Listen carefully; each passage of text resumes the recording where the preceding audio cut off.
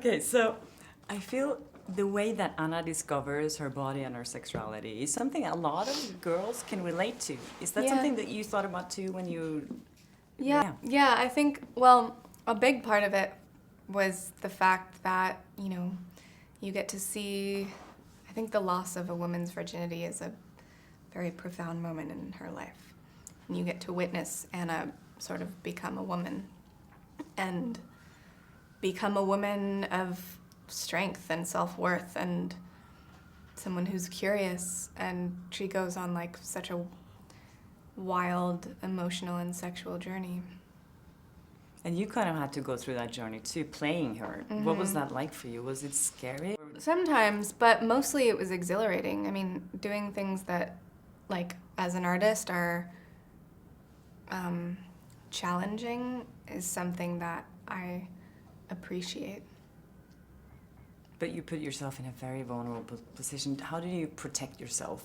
You know, not only just because you're naked, but it's a very emotional part too. How do you... I think this movie is pretty radical. So I respected it enough to become pretty vulnerable. And I guess I try not to take my work home with me. And Especially not this time, probably. That would be weird. Yeah.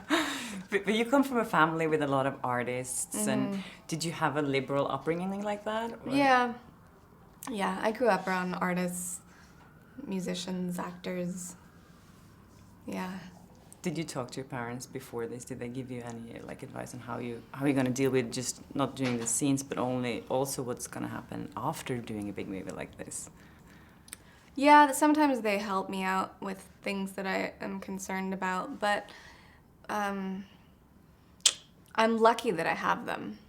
Not everybody who is put in a position like this has had parents who have been through something similar, so I feel lucky. I met Antonio like 2 weeks ago for SpongeBob actually, and he said he was so proud of you. Has he seen the movie yet, or is he going to see it? I don't think so. None of your parents are, or? I don't think so. I mean, I don't know. I wish that they could see what I've been working on for so long, but I don't know. Maybe. We'll see. Maybe. I don't know. That is totally weird, I understand. So there's been some discussions in Norway especially, and other places probably about, you know, is this... some of the morals, like, is it okay to have these kind of relationships? And they're comparing it to domestic violence some places. What are your thoughts around that? I think that is sort of an uneducated opinion.